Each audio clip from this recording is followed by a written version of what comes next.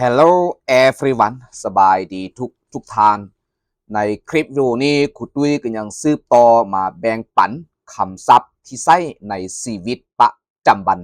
10คำศัพท์ที่ใช้ในชีวิตประจำวัน10หัวข้อภาษาอังกฤษเขาก็อ่านว่า daily useful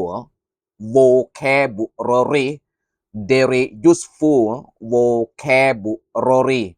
มีคำศัพท์ที่ใช้ในชีวิตประจำวันคำศัพท์ใดได้หันเฮาไปเรียนรู้พร้อมกันเลย business noun business noun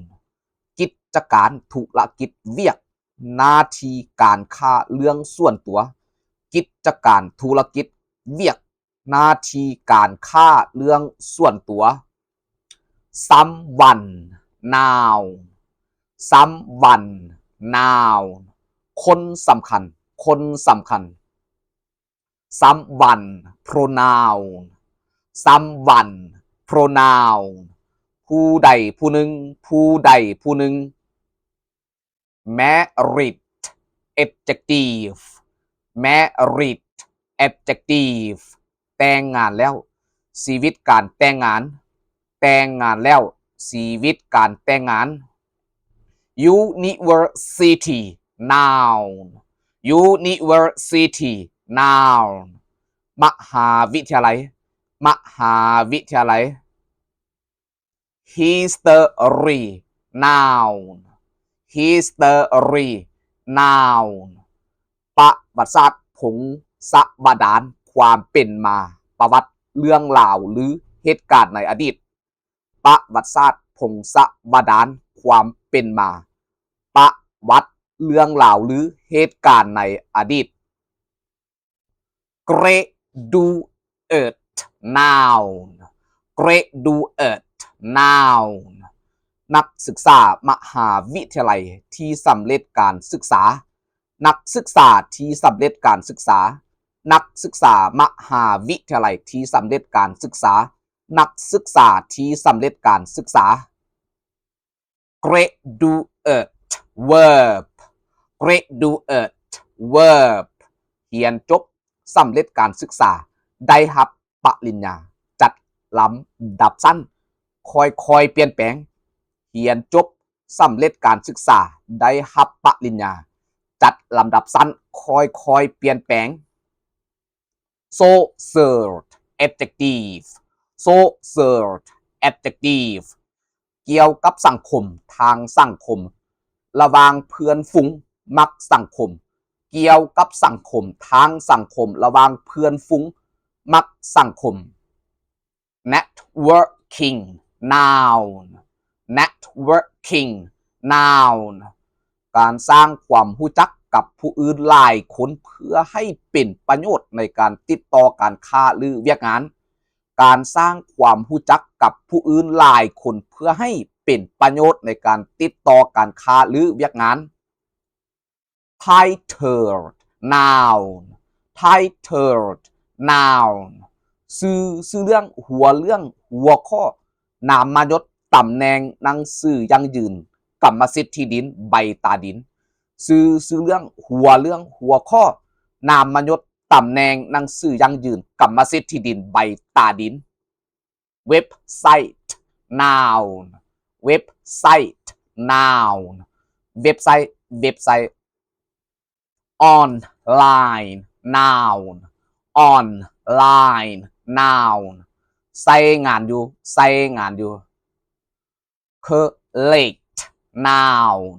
collect noun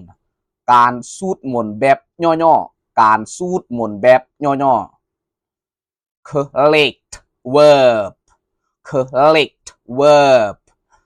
ไปหับสะสมทอนควบควมเป็นกลุ่มแพร่เงินคุมสติควบควมความคิดไปหับสะสมทอนควบคว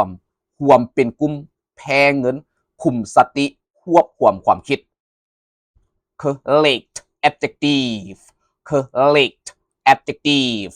เก็บเงินปลายทางเก็บเงินปลายทาง childhood noun childhood noun ความเป็นเด็กวัยเด็กช่วงตอนเป็นเด็กความเป็นเด็กวัยเด็กช่วงตอนเป็นเด็ก ordinary adjective ordinary adjective ธรรมดาปกติ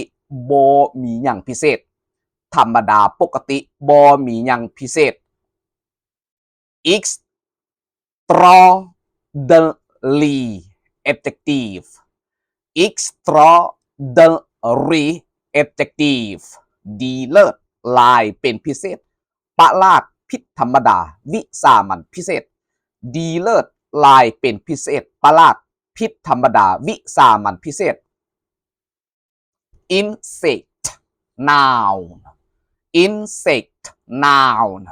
แมงไม้แมงไม้ become verb become verb กลายเป็นเข้ากันเหมาะสมกลายเป็นเข้ากันเหมาะสม become past participle become past participle กลายเป็นเข้ากันเหมาะสมกลายเป็นเข้ากันเหมาะสม chemistry noun chemistry noun วิชาเคมีศาสตร์วิชาเคมีศาสตร์ political adjective political adjective เกี่ยวกับการเมืองเกี่ยวกับการเมือง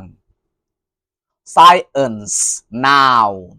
science noun วิทยาศาสตร์วิชาวิทยาวิธีวิทยาศาสตร์วิชาวิทยาวิธีขอบใจหลายๆสำหรับทานที่กดไลค์กดแชร์กดกระดิ่งกด Subscribe ให้ครูตุ้ยช่องทาง TikTok YouTube Facebook Page เพื่อเป็นกำลังใจให้ครูตุ้ยในการสร้างคลิปวิดีโอบทเรียนใหม่ๆออกมารับใช้ทานผู้เรียนขอบใจหลายๆเด้อ